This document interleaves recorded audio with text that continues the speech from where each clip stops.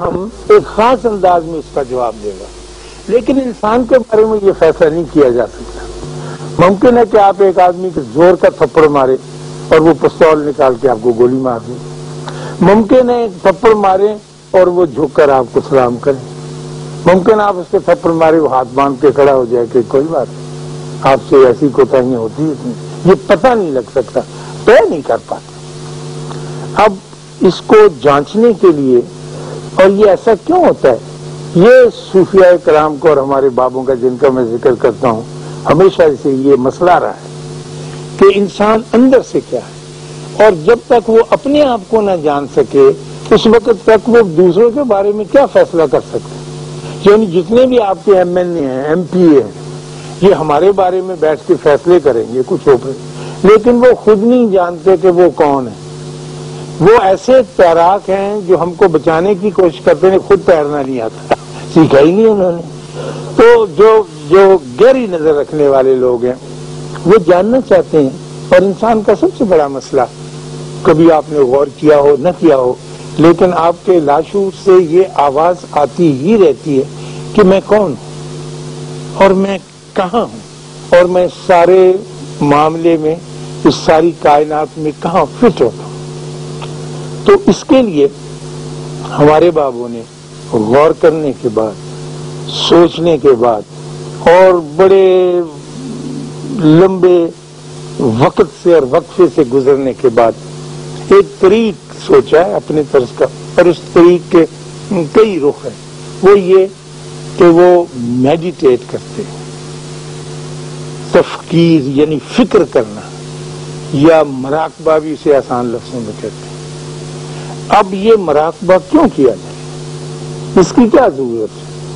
کس لیے وہ بیٹھ کے مراقبہ کرتے ہیں، اور اس سے ان کو کیا ملتا ہے۔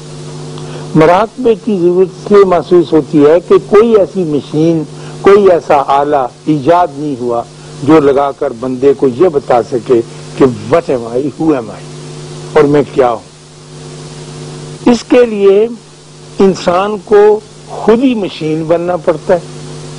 خود ہی سبجیکٹ بننا پڑتا ہے، خود ہی جانچنے والا۔ آپ ہی ڈاکٹر ہے، وہ آپ ہی مریض ہے۔ میں یہ دل میں جانتا ہوں، سمجھتا ہوں کہ میں مریض ہوں،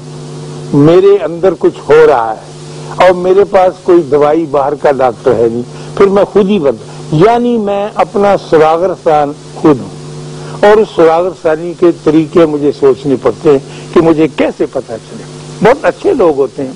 بڑے پیارے لوگ ہوتے ہیں، لیکن ان سے کچھ ایسی باتیں سرزد ہوتی رہتی ہیں کہ وہ حیران ہوتے ہیں کہ میں عبادت گزار بھی ہوں، میں اچھا آدمی بھی، بھلا بھی آدمی ہوں، لیکن مجھے یہ نہیں پتا چل پایا کہ میں ہوں کون، اور پتہ یوں نہیں چل پاتا اس کو۔ اور اس کی وجہ یہ ہے کہ اللہ نے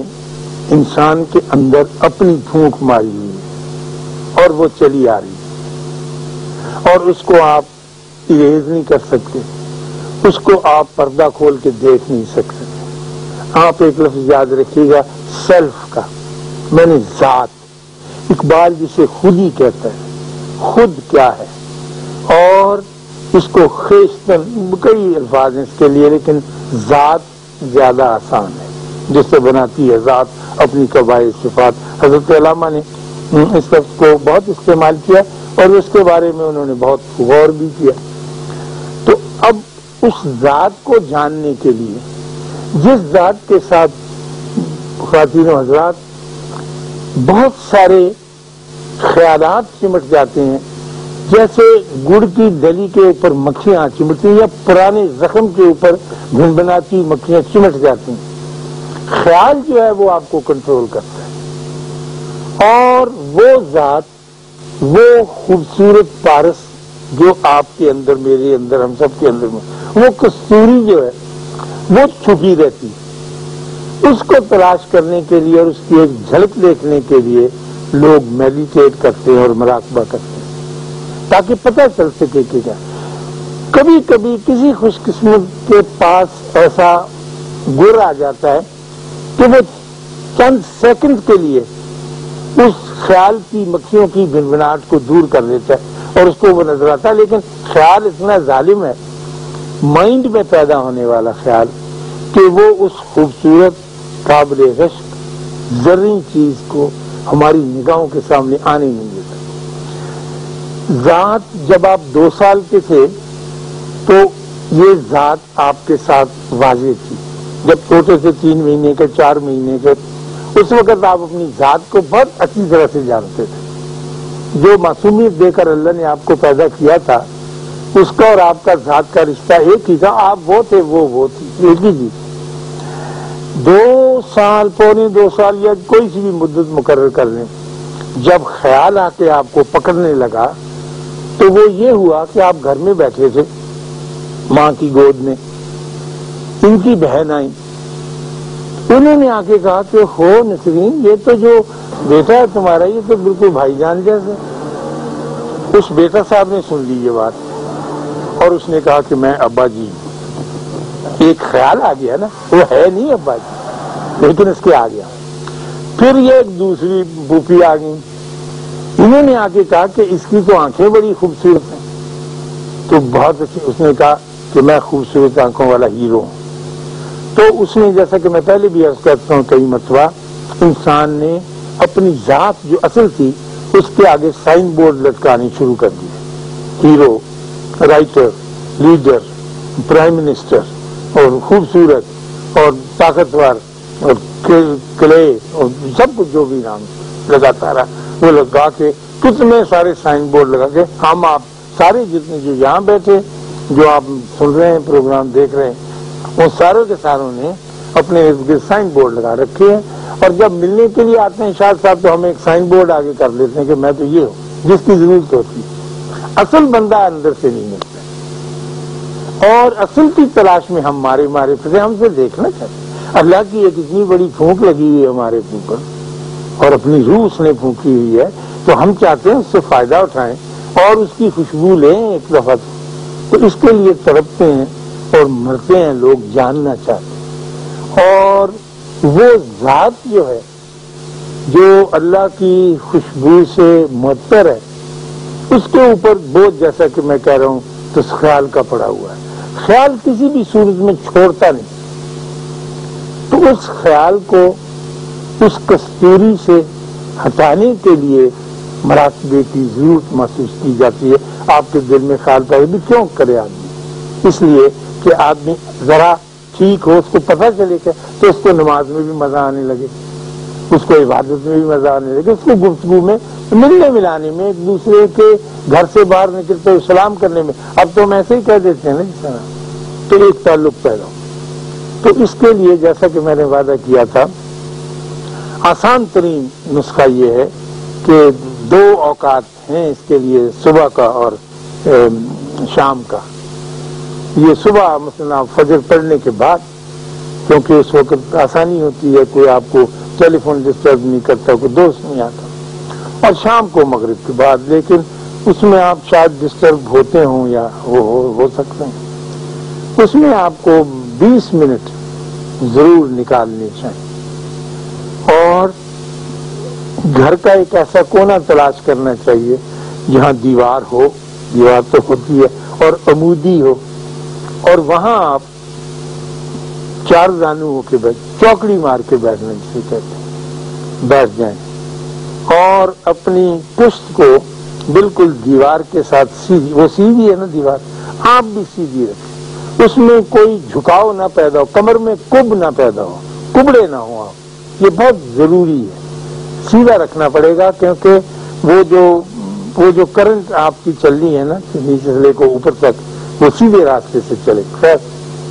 تو اس کا آپ یقین خیال رکھیں۔ بہت سے لوگ اب ماڈرن زندگی ہے تو چوکڑی مار کے نہیں بیٹھ سکتے، تو ان کو اجازت ہے کہ وہ کرسی پر بیٹھ جائیں، لیکن کرسی پر جب آپ بیٹھیں تو پاؤں آپ کی زمین کے ساتھ لگے رہنے چاہیے، آپ کو ارتھ ہو کے رہنا ضروری ہے۔ جب تک آپ ارتھ نہیں ہوں گے اس وقت تک آپ کے لیے مشکل ہوگی، تو زمین پہ پاؤں رکھیں، چاہے بیچ میں قالین ہو، دری ہو تو اچھا ہے، لیکن فقیر لوگ چونکہ جنگلوں میں ایسا کرتے تو وہ ڈائریکٹ ہی زمین کے ساتھ وابستہ ہوتے، تو ہماری زندگی چونکہ اور طرح کی ہے، تو اب جب آپ وہاں بیٹھ جائیں تو پھر آپ کو کوئی سہارا چاہیے جس کو آپ پکڑ کے تو اس سیڑھی پہ چڑھ سکے جو لگا لی ہے آپ نے، صرف یہ جھانکنے کے لیے کہ ذات کیا چیز ہے،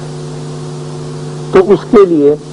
آپ کے پاس، ہر شخص کے پاس ایک ڈیوائس، ایک آلہ ہے جو سانس ہے۔ سانس تو آپ کے ساتھ ہی رہے گا نا جہاں بھی آپ جائیں، مثلا تسبیح رکھیں گے، کبھی بھول جائیں گے، کبھی نہیں لے جا سکیں گے، آپ کے ساتھ واصل ہونے لگا ہے۔ تو میں نے بڑی محنت سے اس کو خیالوں کی دنیا میں رکھا، وہ خیال ہی چلتا رہتا ہے موت تک، اور وہ آپ کو پھر آپ کہیں گے، اکثر شکایت کرتے ہیں جی نماز پڑھنے لگتے ہیں خیال آتے ہیں بڑے دور، ٹھیک ہے کوئی بات نہیں، وہ آپ کو لے جائے گا کہیں کا کہیں، کافی دور۔ جب آپ کو خیال آئے تو 20 منٹ بھی گزر جائیں کہ ہو یہ تو میں اس کے نرگے میں آ گیا اور چنگل میں آ گیا، مجھے لے گیا، تو پھر لوٹ کے پھر آپ اپنے سانس کے اوپر توجہ مرکوز کریں، اور پھر جتنی دیر ہو سکے چلیں، اس کا ساتھ دیں، اور ساتھ ساتھ یہ کوشش کرتے نہیں، لیکن زیادہ کوشش نہیں کرنی، اس میں جنگ و جدل اور جدوجہد نہیں ہے کہ آپ نے کوئی کشتی لڑنی، تو ریلیکسیشن کا ایک ڈھیلے پن کا کھیل ہے، اور اسی معصومیت کو لے کے آنا جو آپ 1 سال کے تھے تو آپ کے اندر تھے، یا 9 مہینے کے تھے، یا چلنے لگے تھے پاؤں تو وہ معصومیت، تو اس میں زور تو نہیں لگاتا نا بچہ معصومیت کو لینے کے لیے، وہ اس کے ساتھ ہے۔ جب یہ پروسیس آپ کرنے لگیں گے تو آپ کا عمل ایسا ہونا چاہیے یا ہو جیسا کہ ٹینس کے کھلاڑی کا ہوتا ہے۔ آپ نے ٹینس اب تو بہت دیکھی ہوگی، ٹیلی ویژن پہ بڑے آتی ہیں خواتین ٹینس والیاں، بہت کمال کے گیم کھیل رہی ہیں نا۔ پہلے تو ہم ٹینس اتنے ہمارے بچوں میں کہاں ہوتی تھی ٹینس، کہاں کورٹوں میں ہم جاتے، لیکن اب ٹینس کھیلنے والا یا کھیلنے والی جو ہے اس کی زندگی ٹینس کے ساتھ وابستہ ہے، یہ میں نے محسوس کیا اپنے مشاہدے سے۔ ٹینس والے کے بارے میں آپ یہ کبھی گمان نہیں کر سکتے کہ اس وقت وہ کہاں ہوگا، یا کدھر گیا ہوگا، یا کہاں بیٹھا ہوگا، یا کس کمپنی میں ہوگا، وہ ہر حال میں ٹینس کورٹ میں ہی ہوگا۔ جسے اپنی گیم امپروو کرنی ہے نا تو وہ وہیں رہتا ہے، آپ کو ہر حال میں وہیں ملے گا۔ تو ٹینس کا کھلاڑی اگر آپ اسے غور سے دیکھیں تو وہ ہم سے آپ سے بہت مختلف ہوتا ہے، کیونکہ وہ ہمیشہ ٹینس ہی کھاتا ہے، ٹینس ہی پہنتا ہے، ٹینس ہی پیتا ہے، ٹینس ہی ہنستا ہے، ٹینس ہی چلتا ہے، اس قدر اس کے اوپر تاری ہوتی ہے۔ ابھی اتنے بڑے میچ جو آپ کو حیران کرتے ہیں ان کے اندر وہ وابستگی کا اظہار کرتا ہے۔